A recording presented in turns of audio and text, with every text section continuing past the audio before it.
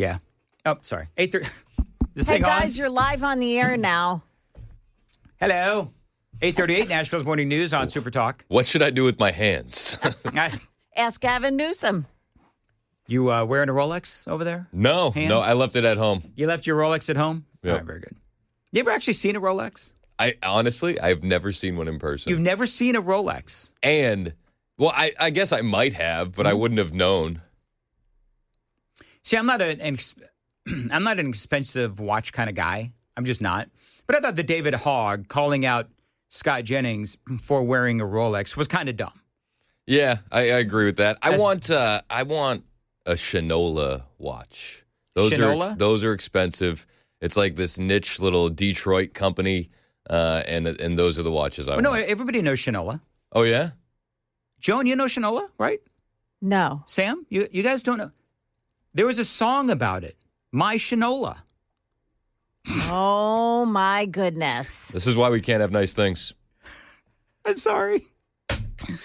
I told Chris I'm making people mad today, and I don't really know why I'm making people mad, but whatever. Here's the thing. I couldn't trust myself to wear a nice watch. Oh, I couldn't. I would bang it into everything. Mm-hmm. Yeah. Well, you're not a watch wearer anyway. Do you wear watches? No. Yeah. Not really into the jewelry. That's why they wanted me to wear a helmet when I was a kid. Bang it into everything. Yep. Hey, way to use your head, Dan. That's exactly right. Let's see here. So a guy says this. 1303 says this. You ready? I'm ready. All I can say is, Joan, God bless you. I appreciate Dan very much, but here it comes. Somebody has to do it. You have a strong constitution. So I don't know. That is kind of like a not very nice comment about yours truly, and I don't really understand. But you know what I realized, though? Joan and I have not really been working together all that long, but I've come to realize I know when Joan Jones is done with yours truly. Do you know you've been married for how many years? Quite a few. Okay, so you've been married too long. You'll know. There's no such thing, Dan. Oh, I'm sorry. That's right. Your wives are listening, guys. And so, but does your wife have like a little tone sometimes where you know? Okay, I don't want to get you in trouble. My wife, when she's had enough of me, her eyes get. I know this for a fact. It's more of a look. The glaze over. Thank you, Joan. Yeah. It's the glaze over. Yeah. It's the glaze over, and she has a particular tone about her when I can tell that she's done. Do you know what that sounds like, Chris? Do you know what my wife's tone sounds like when she's over me? It sounds like this. Uh-huh. Do you hear that? Let me do it again? Very quick. Yeah, real quick. Uh-huh. You know what that is? That is Joan Jones. Uh-huh. Me. Uh-huh. Me. Uh-huh. That cuts deeper to the core than a well, Dan.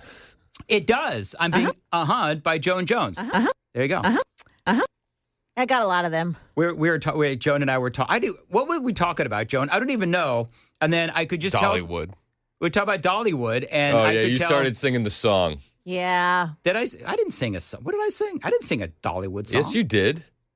It's just a Hollywood said song, but you the replace Holly- it yeah. with Dollywood. When Joan said she feels bad for the people around you when you do that. You were singing. Everybody saw you dancing as well on the YouTube stream. Uh-huh. One of the reasons to like and subscribe. You know what? I forgot I did that, actually. Moves by Mandis. Moves by Mandis. White man overbite. Whole thing. Totally off rhythm the whole time. I actually, you know what? I had forgotten that I sang, Joan. So, Joan, if you need to, when I sing, you go right on ahead. Okay. Uh-huh. But we have listeners. You know what I'm saying? Mm-hmm. Yeah. Oh, wait. No, should I say? Uh-huh. That's what I say. Is that the Mandis version? Mm-hmm. Mm-hmm. Uh-huh. Mm-hmm. Shut up. Anyway, moving right along. How was the game last night? The game was awesome. I'm so proud of the boys, all of them, top to bottom. I could list the whole team, but the kids did great. Vinny, Lucas, Brooks, Colton, Gabriel. We had a squad. Cal,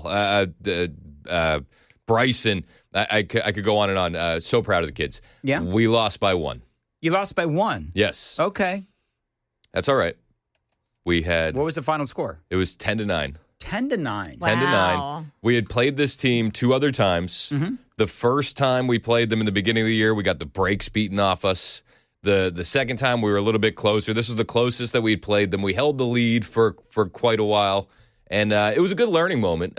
We had a good conversation over Whataburger. Me and the boy did on the way home. We went and got a cheeseburger. Good. And then I said, you're going to learn more about yourself in a loss than you are in a victory. And I gave him a motivational speech, and I was proud of him, man. He hit a couple times and played great at catcher. The whole team played great. There wasn't one of those moments that you could point to and say, well, that's what did it for us. At least I thought. Until Brooks recalled the pump-up text that Dan Mandis sent him. I sent... And my son says to me, he says, that text from Dan was kind of foreshadowing. And I looked to my right. I said, foreshadowing? That's a big word. He said it was foreshadowing. And I said, why is that, son? He goes, if you recall, Dad, the GIF he sent was a Blue Jays player. Mandis hit us with a jinx. Oh, the jinx. Yeah, because it's a Blue Jays player. It's a GIF, and it says, let's go, baby. And I said, good luck. And I said, and I'm quoting Chris Hand. And what happened in the World Series, Dan? Well, you would know. Your Canadian team lost. And my son is officially blaming you. Is it my fault? And I sent it out to the group text and apologized for the Mandis jinx. I said, parents, I want to let you know. Yes. That I did not solicit this text in any way. The jinx was bestowed upon me. You know what? I've been jinxing the morning show for like 5 years now. So, whatever. It's all good.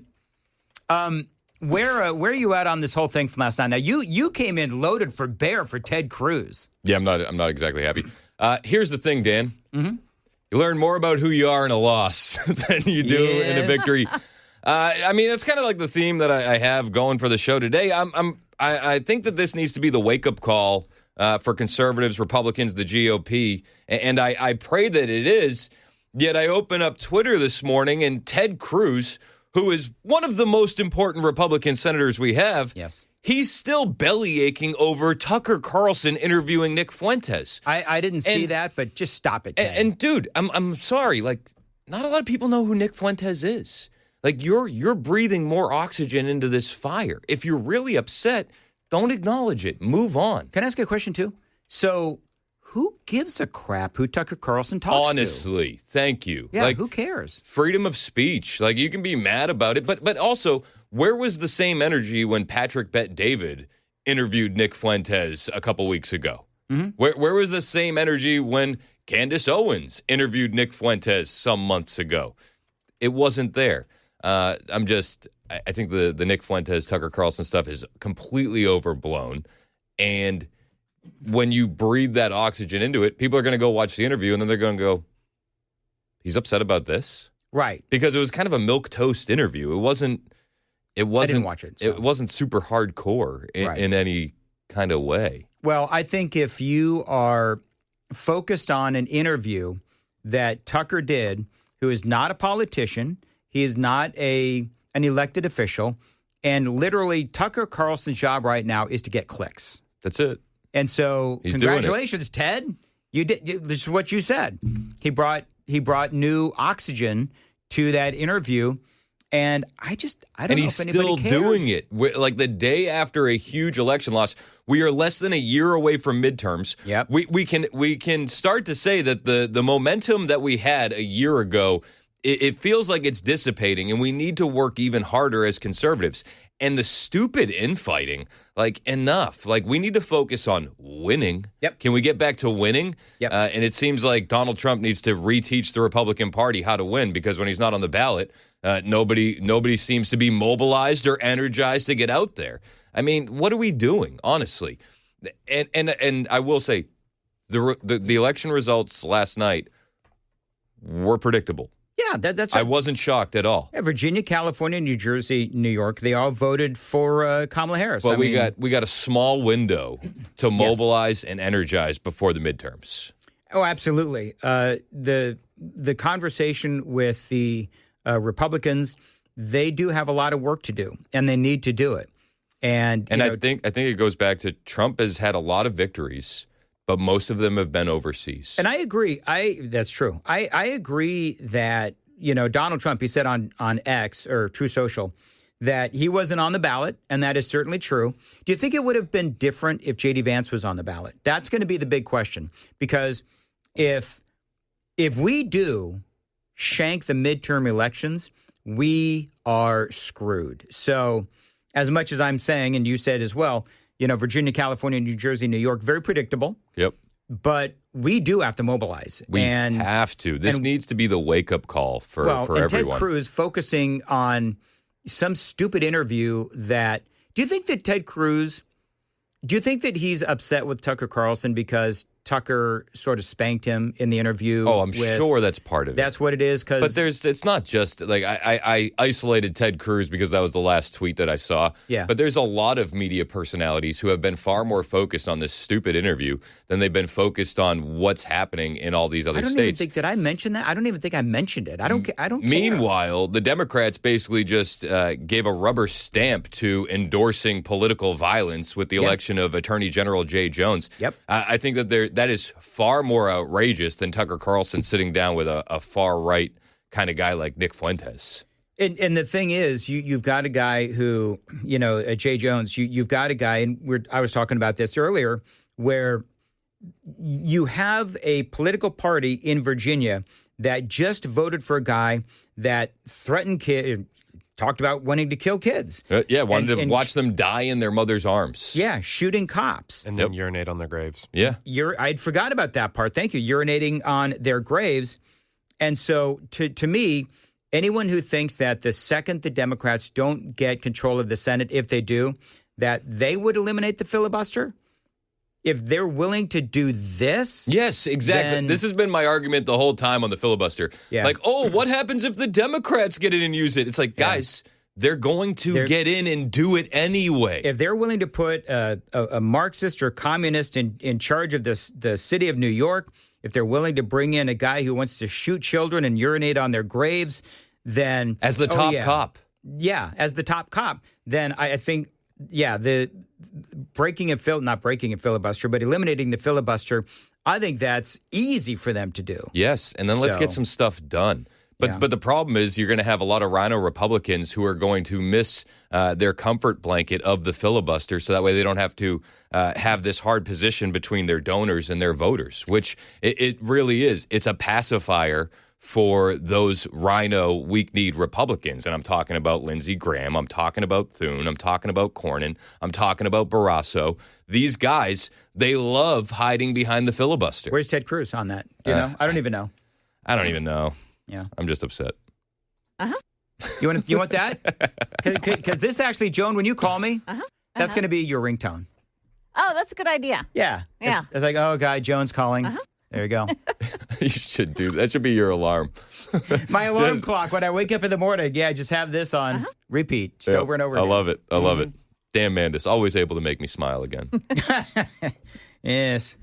People were mean today, actually, on the super text line. I'm not exactly certain why, but it's all the usual suspects. Hey, look, everybody's upset about last night. It's 4702. It's Sally. Some of these other folks as well. And you know what? Here's the deal, people. I'm in a good mood today, and so I'm not going to let you pee on my parade. There you go. I was going to say rain. I was going to go with rain. But you had Jay Jones on the mind. I had to go down the P route. Okay. All right, very good. Dan's got to hit the bathroom. I've never been in an accident while farting. Oh. All righty. Yeah, John in Lawrenceburg. I'm absolutely shocked and disgusted at the AG elected in Virginia. We all are, but you know what? Here's the deal.